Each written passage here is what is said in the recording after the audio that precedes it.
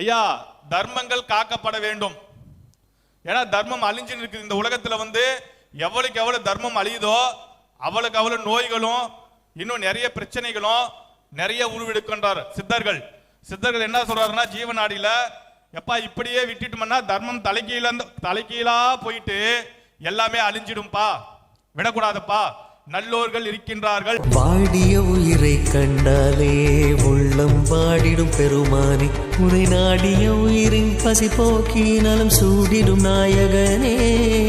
தன்னலம் இல்லா கருப்பணியில் தன்னை நீயே கற்பணித்தாய், தாயாயிருந்து துயர் நீக்கியவை தாங்கிய நல்லறம் வளர்த்தாய்.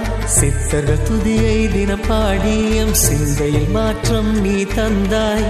அத்தா உந்தன் வழி நடந்து அன்னதானங்கள் செய்து உயர்ந்திடுவோம். ஆசானே எங்கள்